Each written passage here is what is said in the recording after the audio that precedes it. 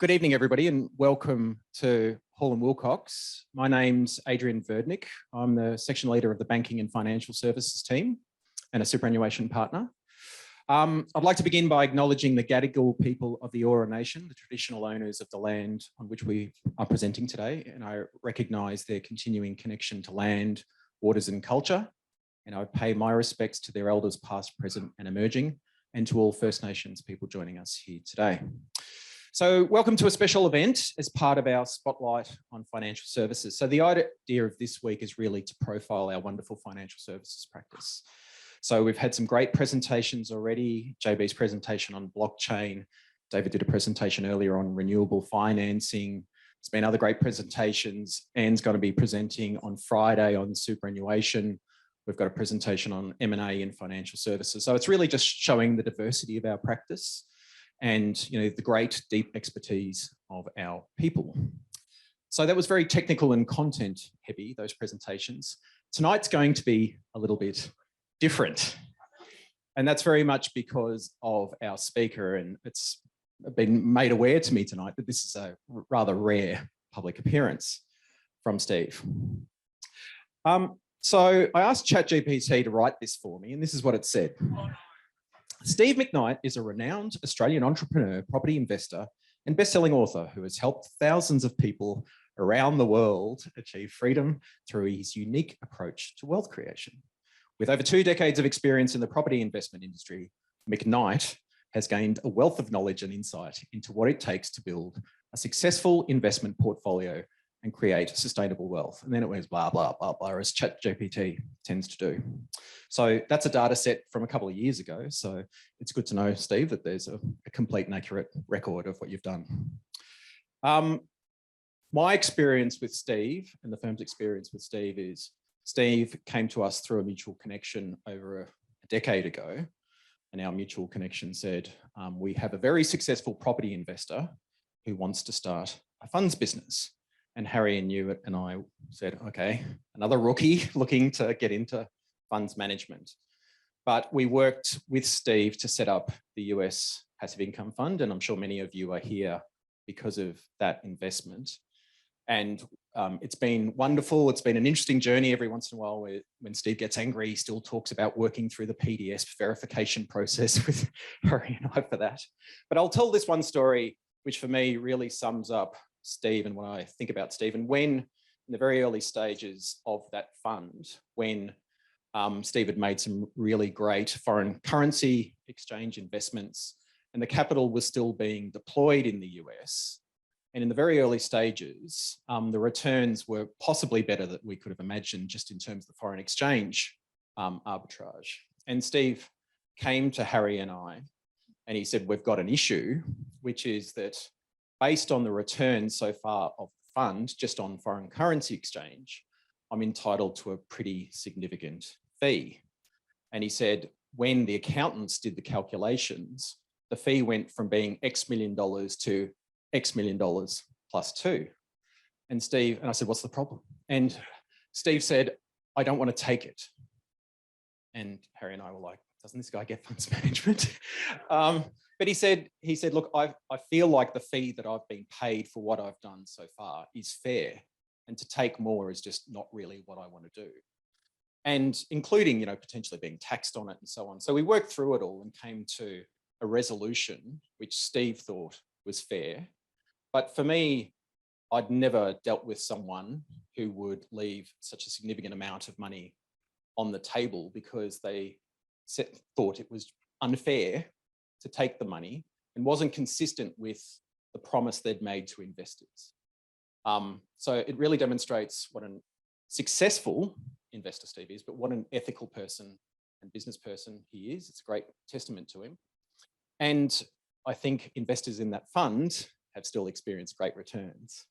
So in all our dealings with Steve, it's always been fair. It's always wonderful. He's insightful, intelligent and empathetic. And to quote President Jeb Bartlett from the West Wing, no one is very unique.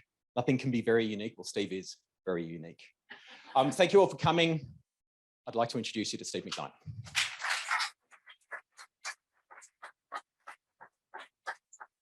got a handheld so I can prowl the room like a lion. I'm not a cage behind a lectern kind of person. So I'm going to get organised for about 30 seconds. So why don't you say hello to the lucky soul you're sitting next to tonight or behind? Give me a moment.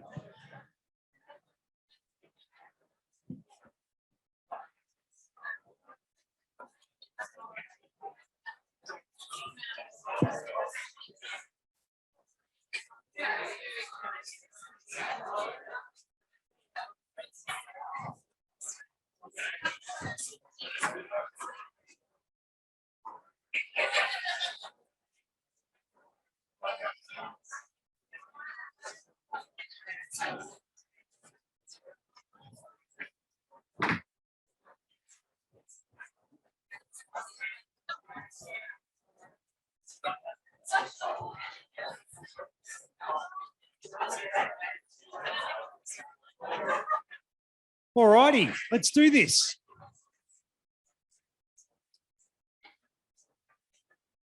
This is officially a John Farnham concert because I retired from doing seminars in October 1999, and this is the first of what hopefully won't be too many comeback tours. It's nice to be here tonight. If you're wondering why I'm in Sydney, the answer is Adrian. So for the last decade, as Age started off by saying, Hall and Wilcox have been the lawyers for the Passive Income USA Commercial Property Fund. So investors in the fund, hand up. Anyone off my database here? We owe a debt of gratitude to Harry to begin with, who helped draft the product disclosure statement, and then Adrian over the last decade, who's answered all the legal questions, of which there have been many along the way. And he invited me to come up tonight and just have a chat. It's been 4 years since I last did this.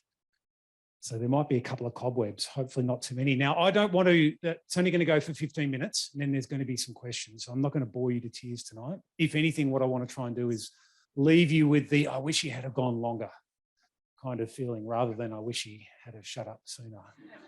Because I know that we've all had a day at work and we're all pretty tired. So the more you participate, the more you'll get out of this. Let's start off with a question. Now, first of all, can I have a show of hands who, the people out there who are not going to put their hand up no matter what? Let's start with you first. Right, excellent. Yeah. There's always going to be a few people. I don't care what you say. There's $1 million. I don't want it. I'm going to keep my hand down. Raise your right hand. This is going to sound like a Polish IQ question, but raise your right hand if you would like more money. Yeah, I think hopefully everyone in the room, because that's what I'm going to talk about tonight. If not, then raise your left hand if you'd like more of that money to stick, which means rather than just earn it and go, that you would retain it. Yeah. So I've got a right hand and a left hand. I've spent my life learning the hard way about how to attract money to begin with, and then how to keep the money that I've attracted. Tonight, I want to talk to you a little bit about this power of programming notion, that we are the way we are around money because of not a fluke or some random thing that happened in life, but because we're programmed to think and act around money a certain way. And that programming is leading us on a trajectory that if we just closed our eyes and thought plus 10, 20, 30 years from now, when we're no longer working for a living, or some of us might be there right now, what might our life look like? Now, some people would say, I don't want more money. Money's evil, money's bad. Money's the thing that corrupts, or they insert whatever story they want to put in there.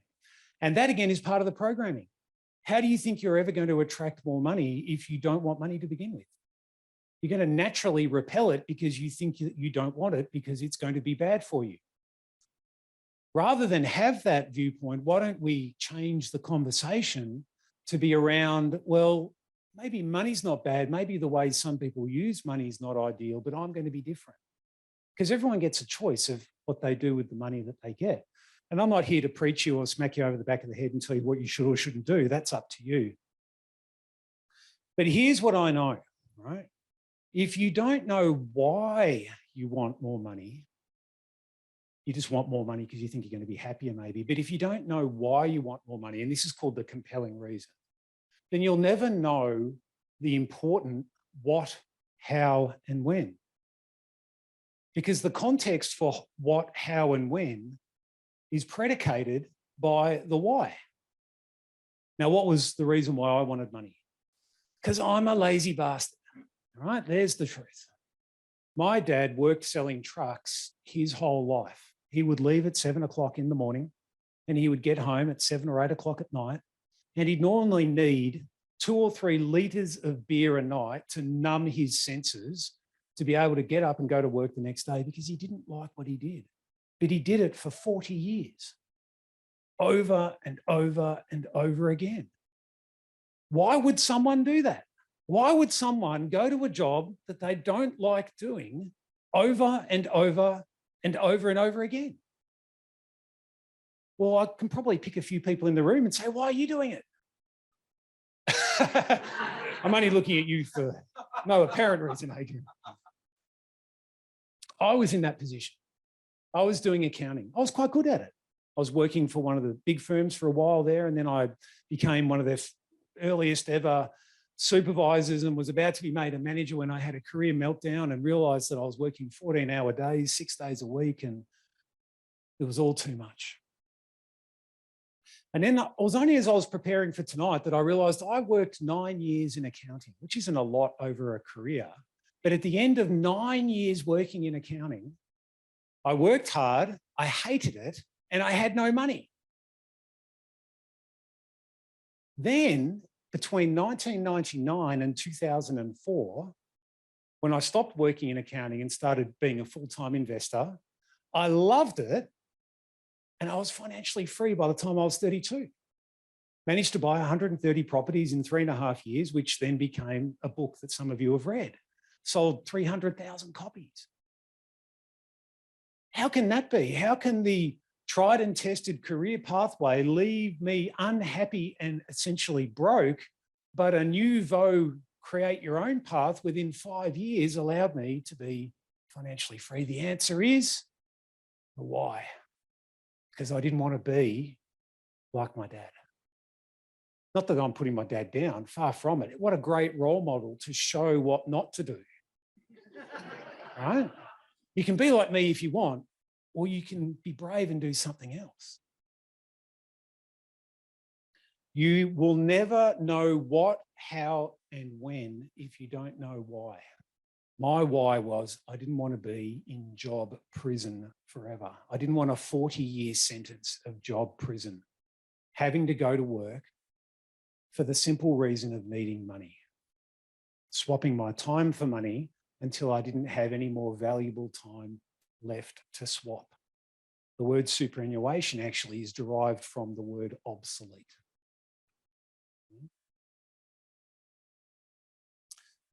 If you only pick up one thing from what I say tonight, this is it, all right? This is the most important thing I'm going to say. So, breathe in, breathe out. Money is attracted to those with a purposeful plan.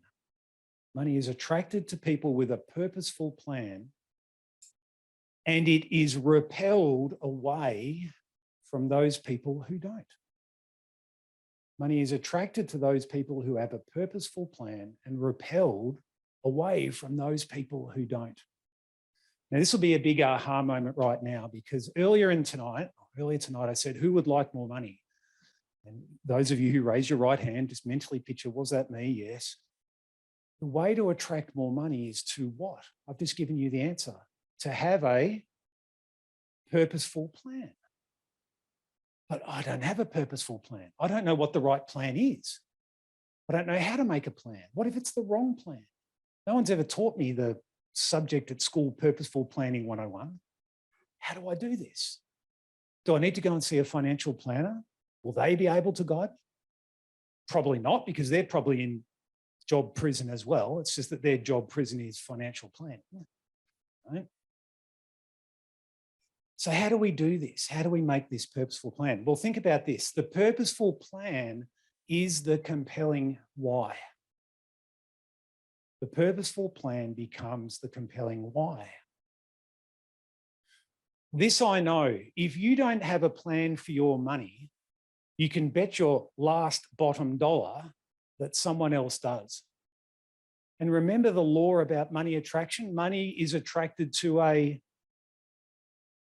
purposeful plan And if I'm a marketing company and I want more money, I'm going to make a purposeful plan for your money to become my money. And because money is attracted towards these plans, it will flow from you to them. I caught up with an old employee yesterday who's going to become a new employee once this new fund that we're starting gets going. She's going to help us with the admin. And she said, Steve, I'm thinking about buying a new car. I said, why would you do that? She goes, what do you mean? Why do you want a new car? Is your old car broken down? No, I love my old car. So why would you want a new car? Oh, it's time. Who said it's time? Well, I went shopping to the used car place and they told me it was time to upgrade my car. Well, of course they did, because they've got a plan. And because you don't have a plan, you're not sure what to do. They're convincing you that the money should go over there. Right, I can move on. If you want to attract more money, 1, be more planned, 2, be more purposeful. So how do we keep more money? Well, it's the secret to what I was just sharing with you then. In order to keep more money, you need to have a compelling reason to save, which is greater than the non-compelling reason to spend. Say it again. You need a compelling reason not to spend, i.e. save, which is greater than the reason, which is non-compelling because people are trying to convince you to do something that you don't really need to spend. So let's think about it. Morning coffee. Yeah, who's a caffeine addict? Yeah, I'm a card-carrying caffeine addict now. I got back on it. So I'm walking past the coffee cart in the morning. Who can empathise with me at that point? A couple of people? Right. And I think, I'd like a cup of coffee. How much is a cup of coffee? $5, shall we say. Small cup of coffee, $5. And I think, you know what? I deserve it. So I go, I've got a long day in front of me. I need something to numb my senses straight out of the gate. I'll get my $5 cup of coffee. 5 times 5 is 25. 25 times 52 is 1,100, give or take. $1,100 in after-tax dollars is about $1,500 in pre-tax dollars. $1,500 is my cup of coffee addiction. Is it really worth that much? Probably not. Because I tell myself I deserve it, and because the marketing people say you deserve it, why wait?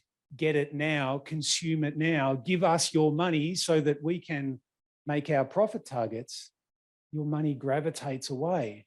Whereas if you looked at that coffee cart and you saw yourself potentially ending up on the pension because of your daily coffee habit over a lifetime, you might then say, hang on a second, it's not worth it.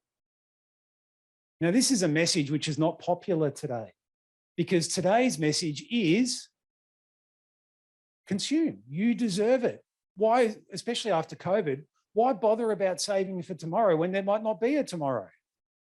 Consume, consume, consume. And then the younger people in the audience say, but it's not fair. Everything's so expensive. Houses are so expensive. How am I ever going to save a deposit? Oh, I might as well give up and spend it. It's all part of the narrative. Might as well spend because you'll never get ahead. You need to make a different plan. As the Bible says, without a plan, the people perish, right? So,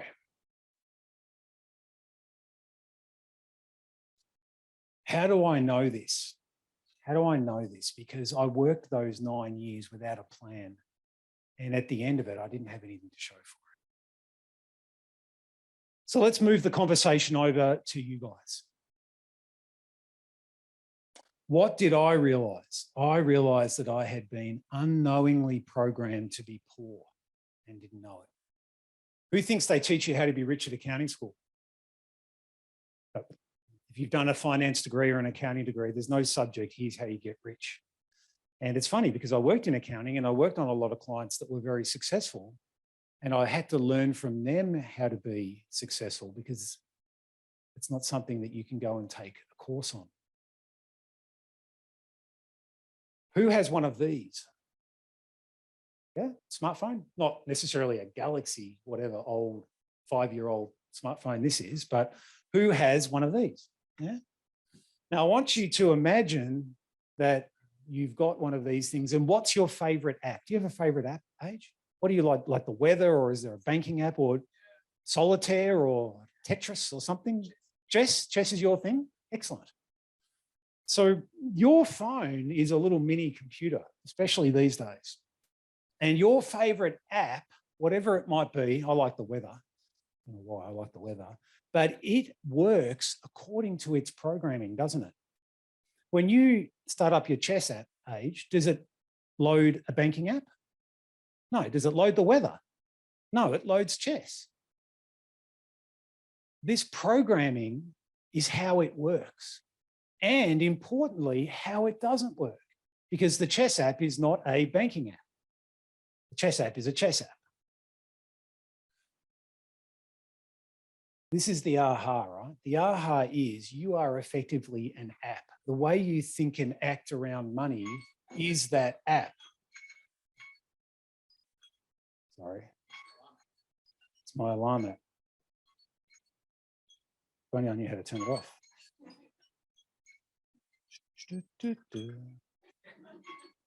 Dismiss. There we go. So the way you think and act around money is programmed. The results of what you have in life right now financially are the results of that programming. Now, this is the aha.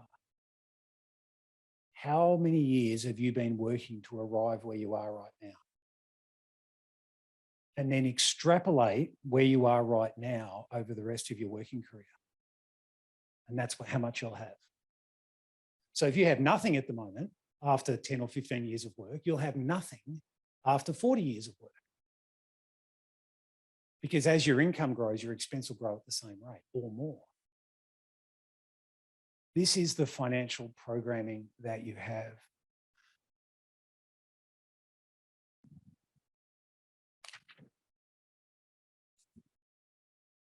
So the question becomes, who programmed you, Mark? Who did this programming? Those people who influenced you growing up, typically someone's parents. Not everyone had parents, so it might have been a teacher or a grandparent or an aunt or an uncle or someone. But this programming, the way we think and act around money, is because we spent time with someone over time. Now, you can self-program. Some of us have done that. You've gone and attended a course or done some study and upped your own leveling of financial acumen. But for most people, the programming comes from their parents. How were you programmed? So we know who did the programming. How were you programmed? Show of hands, who had money as a taboo topic growing up? Wasn't talked about, right? So what? 6 people in the room, right? It's usually sex, politics, and money. They're not talked about, right? They're the things, they're off the table. But if you've never been shown, how are you expected to know how? Why don't our parents talk to us more about money? Why don't we talk to our kids more about money? Are we ashamed that we haven't done as well as what we hope, that our kids are going to think less of us because we don't have more, or we're like, oh, we don't want to corrupt our kids? Why don't we have a conversation and say, you know what, this is really working for us and this is what? Think about your kids watching you using a credit card to buy stuff. Do they watch you paying it off? Or do they think there's this magic bit of plastic they can just buy stuff on that somehow never, ever gets repaid? We show them the easy bit. Do we show them the hard bit? Actually, dad or mum needs to work for 6 hours to pay for that thing. Bring everything back to time. And then is the time that I have to spend working worth the expenditure in the outlay? How were you programmed? Trusted observation. You watched someone over time and it just became normal because it's the way that it was done in your family, wasn't it? Think about this. Who's got kids? Guess what your kids are learning by trusted observation? And this might be the most important thing I say tonight, right? Your highest level of financial achievement without intervention is going to be what? What do you think I'm going to say, Frank? As good as your parents. And you think about where your parents ended up, and you might be thinking, oh, they might have ended up on the pension, hopefully something better, maybe something worse. But if I've got my programming from my parents, it's reasonable and logical to expect that I'm going to end up financially where they ended up, or even worse these days because it's harder. Things are more expensive. And this is the concept of financial trajectory. Try saying that. So we have this, and I'm nearly finished. We have this financial glass ceiling. We all know about glass ceilings, yeah? Things we can look through, but we can't get through. So how do we get through this financial glass ceiling, which is we're only going to attain what our parents attained? Two things are needed. Vision, the ability to see through, and a hammer in order to crack the glass ceiling. Where does the hammer come from? Reprogramming. To say that I need help, which is where I was in 1999 when I got out of accounting and had to find something else. How do I get help? How can I learn something new to get something new? Because the more you do of what you've done, the more you'll get of what you've got. If you want something different, you have to do something different. So what do we keep telling ourselves every day? I want change, but I still keep doing things the same way. I want change, but I don't want to change. It's the old story, and those of you who have been to my seminars over the years know this story about how they catch monkeys in the forest of Asia. You know the monkey story, right? You don't know the monkey story. The monkey story is this, right? So they're only little monkeys, they're not big baboons, and they've got big, thick bottles. And they put peanuts in the bottles and tie the peanuts up to like a tree or whatever. And the monkeys come and they go and hide. And the monkeys come along and they see the peanuts in the bottle and they go, I want the peanuts in the bottle. And their little arms are big enough to reach in and grab the peanuts, but with a clenched fist, they can't get the fist out of the bottle. So the monkey wants to escape, but it can't because it's effectively stuck on the bottle, which is tied to the tree. So what does the monkey need to do to escape? It's got to let go of the peanuts, but it can't let go of the peanuts because it wants the peanuts. So what does the monkey do? It screams, it jumps up and down, ah, peanuts, peanuts. And what they do is they come along and they throw a hessian sack over the monkey and the monkey's caught. Well, it seems to me that's how it is when it comes to this concept of programming.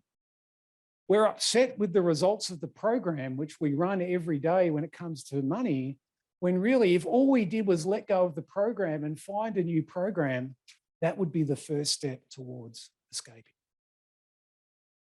Now, I hope I've given you something to think about tonight. I said I wouldn't do it, but I don't know why I did it, but I ended up writing another book, a final book, a so-called Johnny Farnham final book during COVID, which was called Money Magnet, How to Attract and Keep a Fortune That Counts. And the real reason I wrote this book was because no one ever showed me. I had to figure it out for myself. Yes, I paid people, traveled around the world, went to seminars, read books, but no one ever programmed me for success at an early age. And what I wanted this book to be was the programming I wish my parents had given me about how to attract and keep money. And hopefully that's the skills that we're passing on to our kids. So final comments, leave you with this. The more you do of what you've done, the more you get of what you've got. And if you want something different, then the first step to getting something different is to do something different. What do you think? Is that enough for tonight? I think so. We can have a chat. Did you enjoy that? Was that fun? Was it worth coming out? Thank you. Thank you. So I'm going to invite a couple of my colleagues to come up. Frank Anoporis from our tax team and Mona Sikar, who's a senior associate in our financial services team. Did I get that right? I did, didn't I? And I asked Mona and Frank to be involved for no other reason than they've got a great life story, each of them. And they've got great and wonderful opinions. And I'm sure they're going to be happy to share them with and ask questions of Steve. But my observation after reading Money Magnet is how different my brother, I've got one brother, how different his attitude to money is to mine. And he's very frugal with money. I think he's very much taken after my mother. and I am not frugal with money. And I think I take very much after my father, which my mother reminds me of all the time. So is it the case that two brothers could really have different observations growing up and take different lessons, do you think? Is that part of the program? I think it's normal. I think because everyone has a different experience with their parent and they gravitate towards one parent more than the other normally, that you will naturally take on the thinking of one more than the other. So it's not unusual that your brother and yourself are different. The issue will come, and I see this often with clients that I chat with, and they say, we can't talk about money in my family, it just leads to fighting. So if you went to your brother and sort of started to have a chat about money, and then it ended up with, oh, you're, like my sister once said to me, you're so obsessed with money. And then years later, she came to me and said, so how do I attract more money?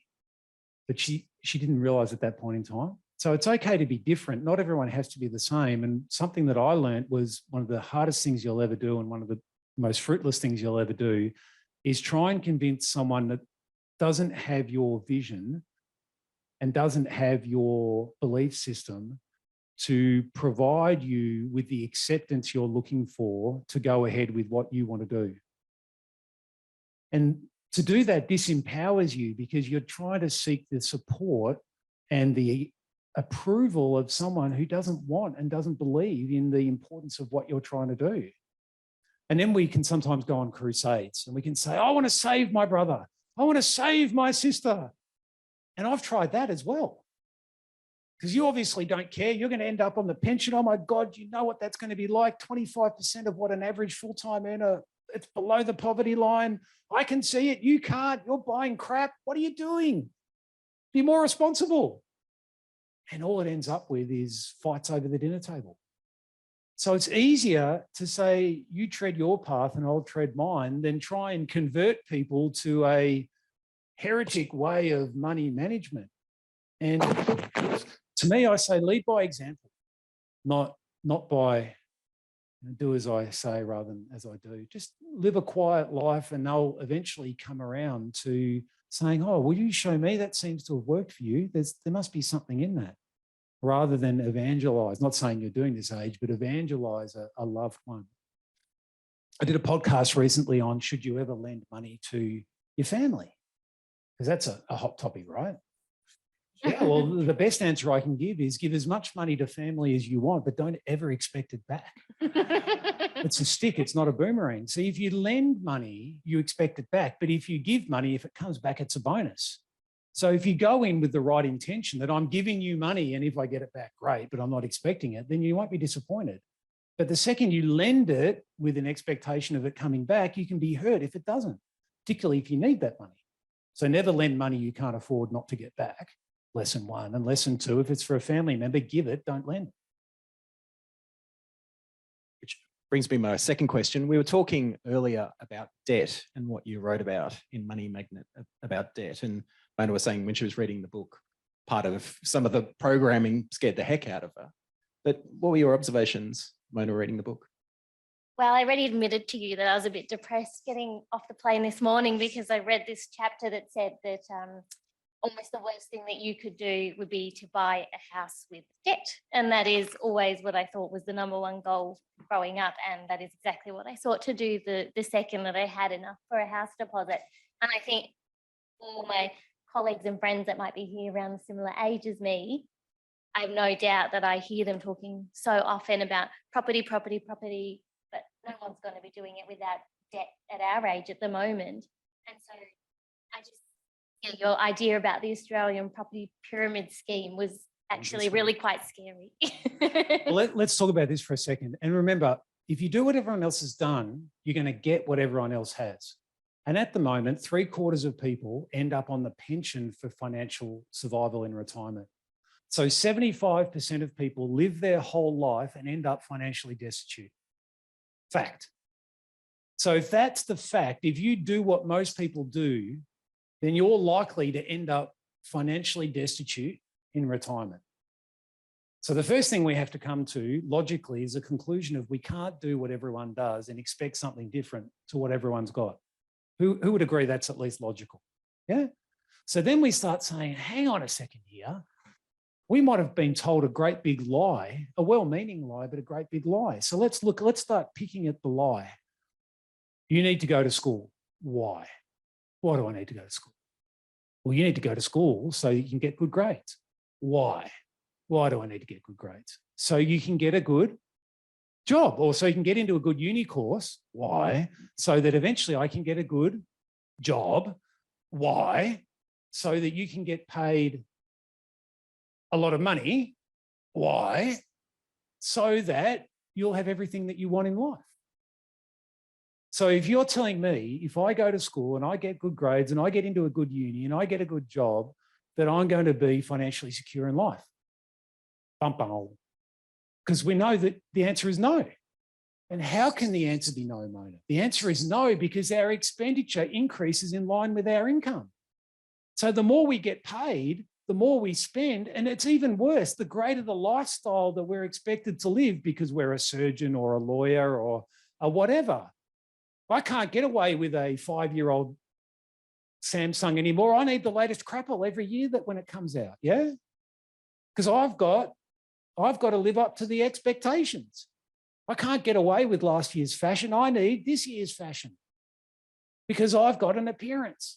So your consumption increases, which means that it doesn't matter how little or how much you earn. If you consume more than you spend, you'll end up in debt because accounting 101, income minus expenses equals savings. If expenses are greater than income, you must get into debt. If you can't afford your lifestyle, you must be borrowing money. And what is borrowing money? Borrowing money is reaching into tomorrow, grabbing hold of money you haven't yet earned and spending it today. The more tomorrows you owe, the more you have to work in order to pay for the money you've already consumed. And then you get to a point somewhere in your 40s, anyone in your 40s, hello, when you wake up and you need your job more than your job needs you. And then you're made redundant and you sit there and think, holy crap, what am I going to do now? I've got all this debt. I've got a giant mortgage. How on earth am I going to repay this? Midlife crisis comes along. You leave your wife, you half of whatever you had. This is how life plays out for many people because they don't have a plan, purposeful plan. They're not working towards something. And what we say, the day goes slow, but the years go fast. I just turned 51. How did that happen? It seems like I was 15 only 10 years ago. I was going to finish off tonight and I was going to say, when I started off doing seminars, I would force feed a diet of what I thought people needed to know. And I felt like I was trying to prove something, evangelizing. You've got to go this way. Real estate, 0 to 130, positive cash flow. And then after COVID and after turning 50, these days I'm like, you do what you want to do. This has worked for me. Here's why it's worked for me. I hope it works for you as well. But if you don't want to do it, that's okay too. Life goes on for both of us. But when it comes to you, Mona, I would say, why do you need to buy a house? Why don't you learn how to invest and multiply your money at a young age before you need your job more than your job needs you? While you've got the opportunity and the time to be wrong and it's not financially catastrophic because you've still got enough years to make it up. But you can't do that and play it safe. Yeah, you have to take a risk in order to get a return. If you're not willing to take a risk, you're not going to get the return. The return doesn't come without the risk. And that's where people struggle because they're like, oh, I want to play it safe. Well, if you're going to play it safe, then you're going to get a safe outcome. So what would I say to you? Dare to be different. Ray Kroc, founder of McDonald's. Be daring, be different, be first. That's what I was, like when Jules and I sat down and that's my wife, Jules, there at the front. Jules and I made a deal. And it was, we'll live off your salary for what, 2 years, wasn't it? We'll live on your salary. We'll live like hermit crabs for 2 years, spend next to nothing. And every cent we earn, we'll plow into real estate and you'll never have to work again. That was the deal we did because we wanted to do something different. And I would say, do something different. Everyone in the room, do something different while you've still got time. Don't play the same thing and expect a different outcome. And then for those of us who are a little bit older, here's how it plays out. The older you get, the harder it gets. Who would agree with that? And why does it get harder as you get older? Because if you think you're going to make a mistake, you're like, oh, I'm not going to have time to make it back, or it might have passed me by. Maybe my kids will do it. But you've programmed them to play it safe because you played it safe. Everyone's looking at me now. It's like, I thought this was going to be a fun night now. Brain's hurting. We haven't picked on anybody in particular yet, but that's still to come. I'm excited for Mona. Who wouldn't give the left arm? Oops, sorry, I'll move that away. Who wouldn't give their left arm to be 20-something again and be able to, you know, go again next time round with what they know now and the great opportunity that is life? Yeah, sure, we might have money and we might have memories, but what we don't have is the youthful enthusiasm and the chance to go again. Maybe we wish we did, but life doesn't work like that. So the best advice I could give you is be daring, be different, be first. And it's the best advice I can give everyone in the room. Can I ask you a follow-up question? You can ask me a follow-up question, but when it comes to debt, just understand the only person who thinks debt is a good idea is the person who is lending it to you, because they're making money out of you because they have a purposeful plan and your money is going to flow towards them. So the only time you should ever get into debt is when you've got a plan for getting out of debt. And you should never, ever get into debt for a lifestyle you can't afford. Thanks, Steve. So I know you said the cost of living is increasing. I've read some scary statistics about how long it might take the average person nowadays to save up for a house deposit and how many multiples of annual income we might need, etc.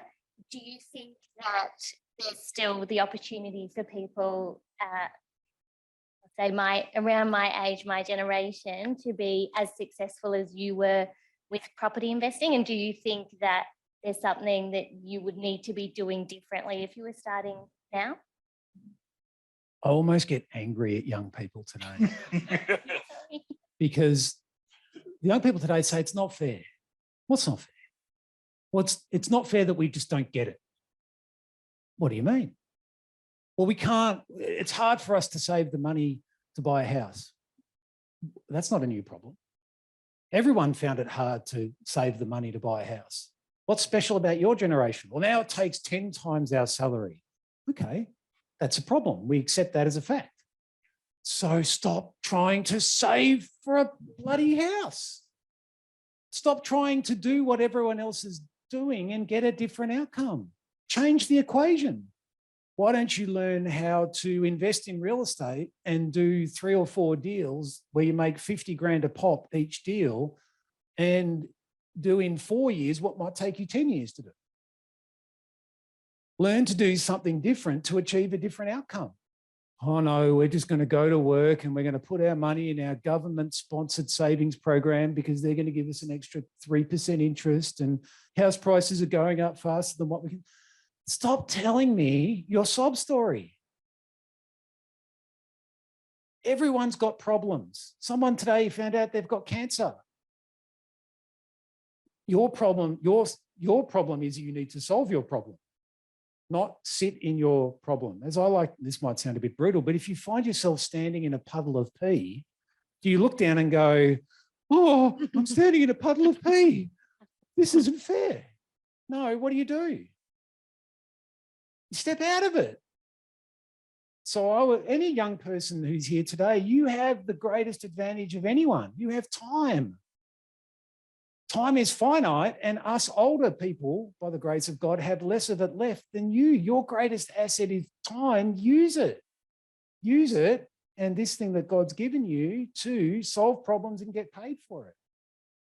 Oh, but I don't know how to do it. Find out. No one showed me. I had to figure it out. If the same opportunity is available to you today as was available to me when I started in 1999, solving problems.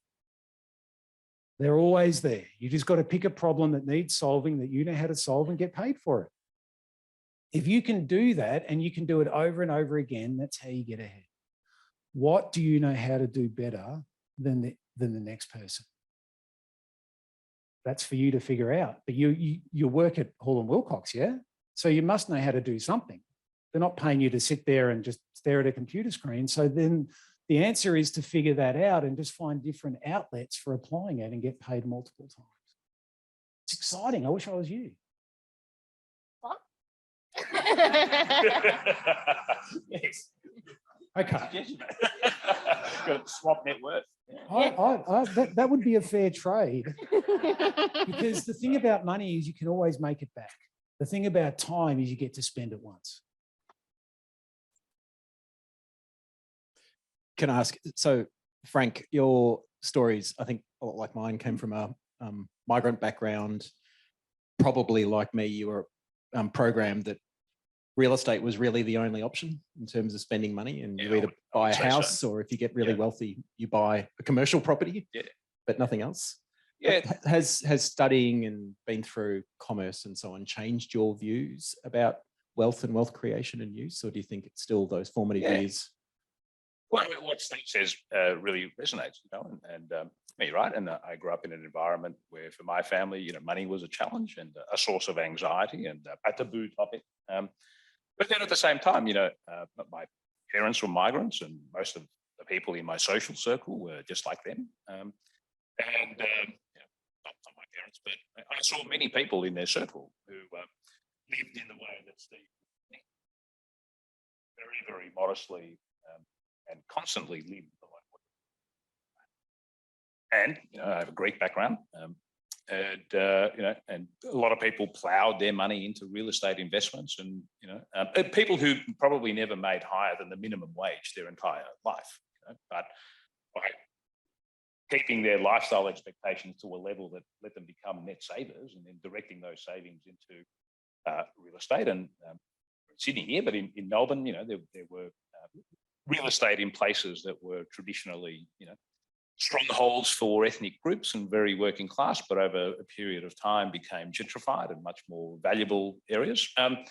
Retired with, or died, sadly, with net worth often in, and now I'm acting for a few of these people, friends of my dad's, and acting for their kids, and they would have a net worth that you would struggle to achieve, I think, if you were a high-earning doctor or banker, and it just came out through this formula. So, so there were sort of good role models and I think bad role models, Steve, and I probably am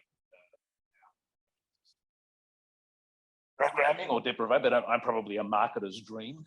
I'm very much one who succumbs to instant gratification, and I spend money on things that make me feel good, that I think make me feel good, or my question is, what is it? Do you subscribe to the view that it's a matter of discipline, and discipline is a must? When you walk past that coffee cart and resist the urge of the morning coffee, knuckle down. There's so many topics in this that we could onion out and peel back. The first one I want to talk about is for parents in the room. Show of hands, parents. All right. Show of hands, children in the room. Hopefully we're all children at heart at some point. So let's talk about this, right? As parents, where do we go wrong? Who wants for their children to have as their baseline expectation what was special for you? So let's think about that. Oh, it was special for me to go on a holiday. So I want to take my kids on holidays. So their expectation is if you got to go in a caravan somewhere, that was normal. If you got, God forbid, to go on a plane somewhere, that was special. But you want your kids to be special and level up their expectations. So you take them somewhere on an aeroplane. Yeah? Or we only ever ate out once a month at McDonald's, but I like to take my kids to nice restaurants. So what we do as parents is we want to give for our kids what we didn't have for ourselves, because that's how we feel like we've leveled up as a parent. But by doing that, by giving to our kids what we had as special, we are locking them into a lifestyle which is more expensive as their programming, that they cannot afford on their own. So they become more dependent on us as parents, almost completely dependent, and so struggle to break the parent-child bond. They're almost addicted for life. They never grow up because you've tried to shower them with blessings and good experiences, and what you've done is disempowered them to be able to live independently. The hardest thing is to say to your kids, no. No, we're not going to do that. We could do that, but the answer is no. Or, well, we'll fly at the front of the plane, but you guys can fly at the back of the plane. But, oh, no, we can't do that, so we don't do it. So in the book, The Millionaire Next Door, this was called economic outpatient care. The notion that what we do is we dole out money to our kids to support them in a lifestyle that they can't afford. And so therefore we end up with kidults. So the situation you described there, Frank, is you saw your parents work hard, save, and get a good outcome. But your kids didn't see that. And if your kids don't see you working hard and saving and getting a good outcome, their programming becomes broken. Your programming is intact, their programming doesn't exist. And so you can't expect your kids to succeed as your parents did because the programming has changed. And this is the really hard thing to do. Who changed the programming? I did. And that's why they talk about the third generation spends it, because they're disconnected and they're programming. So the question is, how do you reprogram?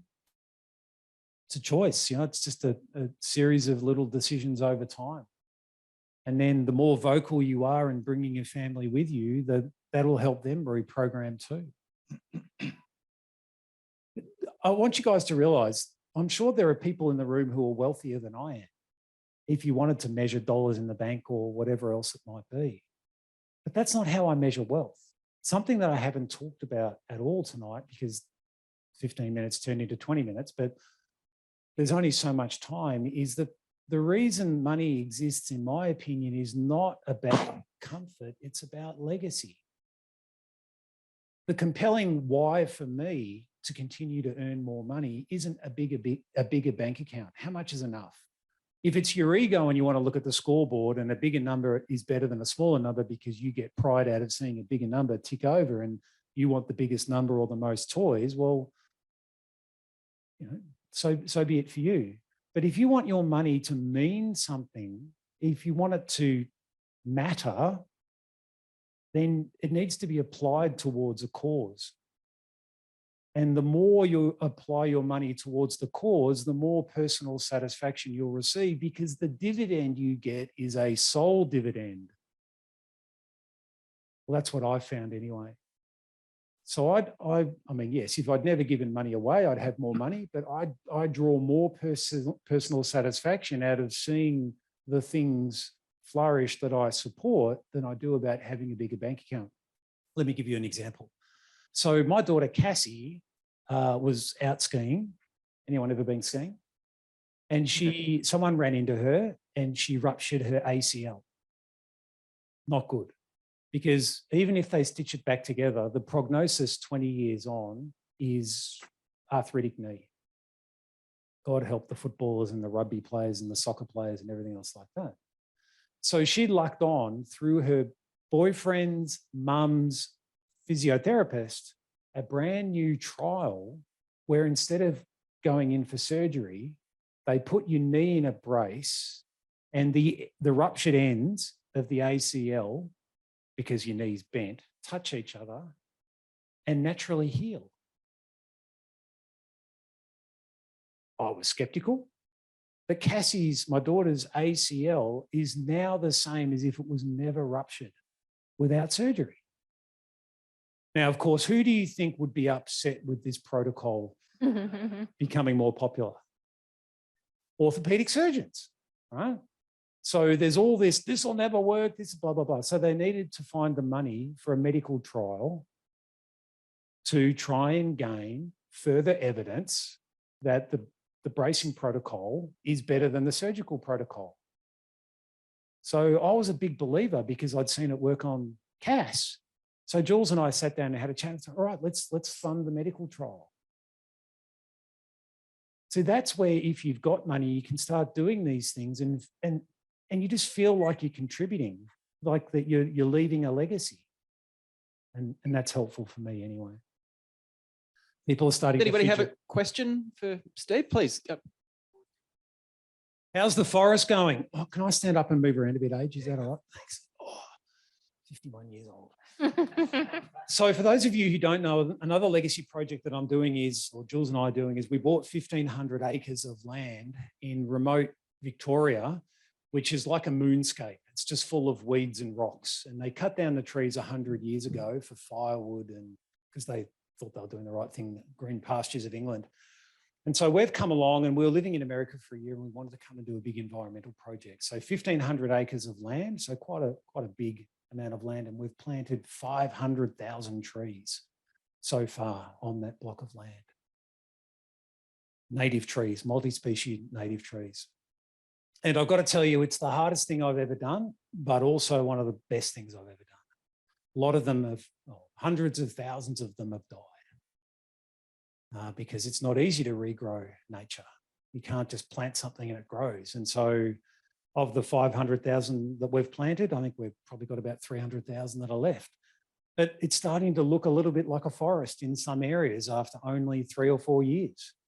And people who come up there now don't understand even what it looked like back when we started, because things have changed so radically, so quickly. But that's, I mean, what have we spent so far, Jules? 3 million, something like that. It's a lot of money to do for a give back project that probably isn't going to mature in our lifetime. There's a Greek proverb, sorry, it's very masculine, as it would be, Frank, wouldn't it? In Greek, wise men plant trees under whose shade someone else will sit. And I think that's the epitome of legacy right there. What are we doing that's planting something that won't mature until after we're gone for the benefit of someone who doesn't even exist today? I think Confucius might have claimed it. Well, like all But Greeks, the they've Jewish sources taken probably that. haven't heard that one. The old Greek proverb. But yeah, no, thanks for asking. I would never do it in a fund or as an investment thing, because it's a terrible investment, but it's a good give back project. It's just frustrating dealing with the government, but that's a subject for another day. And hares.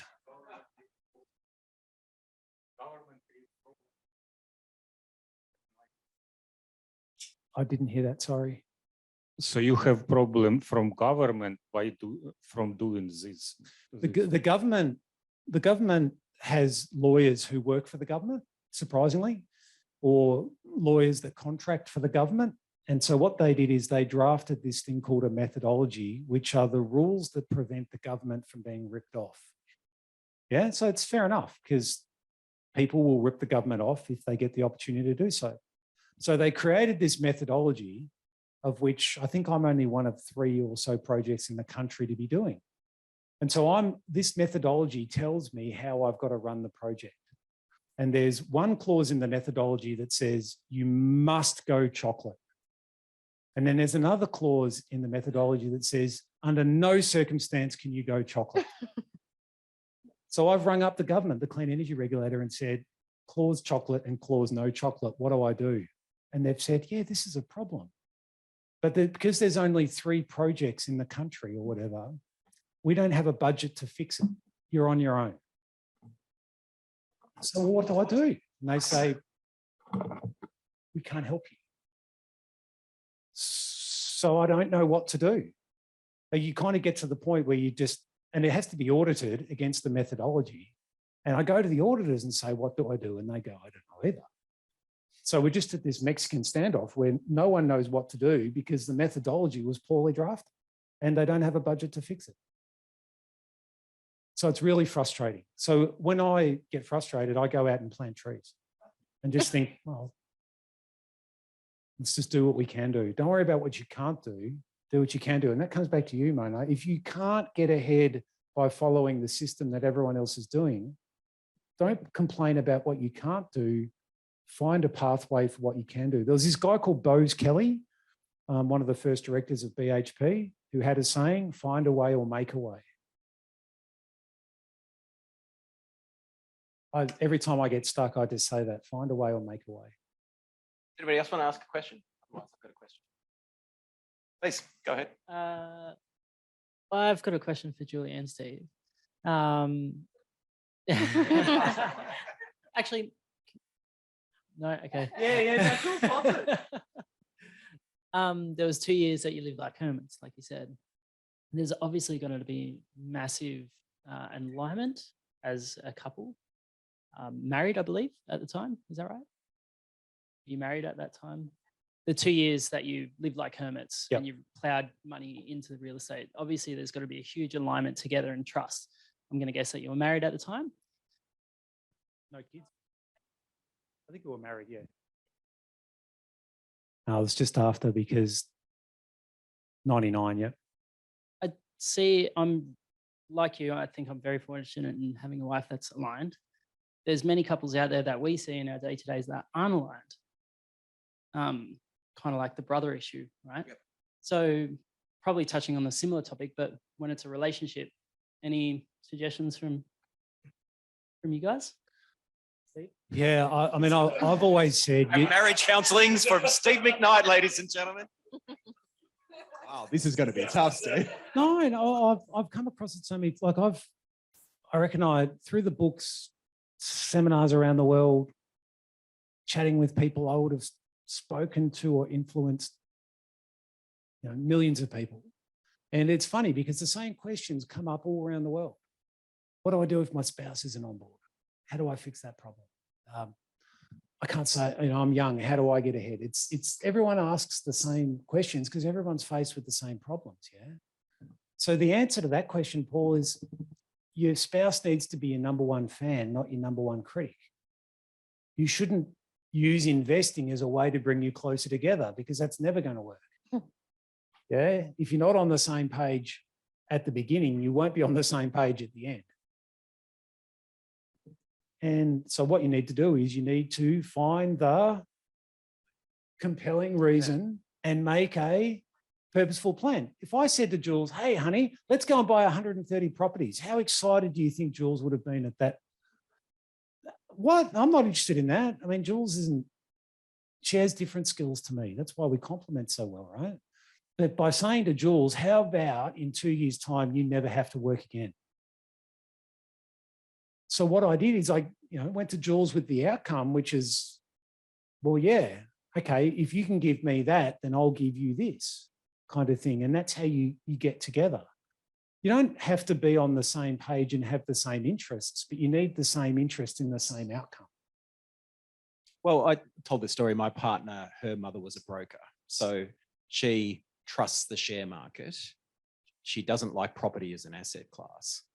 As I said before, I came from a family where property was everything and I don't trust the share market. But we do have commonality in the why. How we get there and is a bit different, the means by getting there, but we agree on what we want to do with our money and we run separate bank accounts. I'm reminded of that ad where that little girl says, why don't we have both, the soft taco and the hard taco kind of thing. It doesn't matter. Shares, property, that's the vehicle. It's the outcome that's important. Yeah. And the outcome's only important if the outcome means something. Otherwise, it's just a flag in the ground. What does $1 million mean? $1 million means I don't have to work anymore. That's what gives the $1 million the context. $1 million might mean I can feed 1,000 starving kids, or it might mean I can save the whales, or it might mean... For someone who has a broken leg, $10,000 might mean that they're not a cripple. For someone else, $10,000 might be the deposit on something or a holiday or something else like that. We all draw the context of our money for the way we use it. So in order to give your money more meaning and to give that compelling goal more meaning, you need to add a context to your money because money doesn't have a context other than a number and something that counts. Every time I go out and make profit in real estate, every $20,000 means 1 year of my life, because I worked my first year in accounting for $20,000. So if I make $100,000, I equate that to 5 years of working as an accountant. Imagine that, Mona, working a whole year for $20,000. And you might say, oh, but houses were cheaper. Yeah, but you want to work a whole year for 20 grand? You know, like, it was grim in those early days. Who got started off on 20 grand or something like that when they got started? Yeah, look at the hands in the room. Like, it was nothing. And it's not like, that's just the way it was. I actually think it was harder, but I'm older, back when it was expected, particularly in a profession, that you would just work. You were the first one in, you were the last one to leave, and you never got paid overtime. That's the way it was. That was the salt line. And now, these days, people fall over themselves to try and be employer of the year. But that'll change when the economy changes. Like, we all think about these offices and stuff, and I'm going to work from home now. Yeah. Who are the work from homers here? Enjoy it while it lasts. Because the second unemployment goes up to 6 or 7 or 8%, the first thing your boss is going to say is, you don't want to come to work? See you later. I'm going to employ people who are going to come to work. You don't want to come to work? Go find somewhere else. And the work from home, you know, hallelujah movement will be over. So then we ask ourselves, how do we make money out of that? Well, if you go and buy office buildings right now for cents in the dollar, because office is not popular, and you've got a long game, because you know eventually unemployment must go up unless the government Ponzi scheme, and the more money the government prints and spends, the higher inflation has to go. Economics 101. The higher inflation goes, the higher interest rates go. The higher interest rates go, the more the money, blah, blah, blah. Eventually it breaks. The system breaks. It broke in the 1990s, it'll break again. And when it breaks, the cure to inflation is unemployment. If you don't know anything about economics, understand that. The way to get inflation down is to stop people from spending. The way to stop people from spending is to take away their job. And when you're an employer and you've now got a situation where people need you more than you need them, you can get a bit harsher in the employment conditions. Pay people less, make them work harder. It's just that we've been on this amazing gravy train of low interest rates and fantastic property prices for so long that people have forgotten how it used to be. But it's a pendulum. It'll swing back. Sure as I'm bald, it'll happen. Thanks, Steve. Hall & Wilcox encourages flexible working. I'm just saying, enjoy it while it lasts. I don't want to be the prophet of doom, but this is what's required to be an investor looking for the next opportunity, is not to see things as they are now, but to see things as they may be, and then to position yourself not in the market, but ahead of the market. So that's what we did in the US fund, right? I saw residential property coming back. The next thing was that commercial property was going to move. Let's get ahead of the market. Excellent. Thank you. So please stick around. I think we're going to keep the bar open. And Steve, you'd be prepared to stick around for a little while? Yeah, if anyone wants to come up and have a private chat with me, it feels like a farmer wants a wife, you know, just come and can we have a chat? For those of you who watch it like Julie watches it, no, I'm just in the room while she's watching it. Oh, yeah. If you know what I mean. Hey, I'm up here, and I'm really only up here for one reason, and that is just to try and help. So if someone wants to ask something or anything else, there's no agenda, no secret thing going on here. Just thanks for the opportunity, Hall & Wilcox, for going on tour one more time kind of thing, and for being up here. And thank you for coming along and listening to something I might have to say, and hopefully it's helped. Has it helped? Has it been, yeah, just giving you something to think about? You know, can I finish with this age? When an aeroplane travels somewhere, they go through these things called waypoints. Do you know that? It hits a waypoint. Well, Jane knows all about it. She used to be in this field. So you hit a waypoint, and then it's a milestone. And at a waypoint, they might change course as well at that waypoint. I hope tonight is a waypoint for you. It's a milestone. It's something you've been through that you'll then go, right, I remember 10th of May, 2023, there was that thing I went to in that building. Where was it? Somewhere in town, that bald guy, I forget his name. He got up and spoke. But after that night, and it's up to you to answer that, finish that sentence. I did this differently. And then that opened up this opportunity and blah, blah, blah. If you get through that waypoint and tonight is the catalyst to a change in your life, then it's been well worthwhile. If not, well, enjoy the free drinks.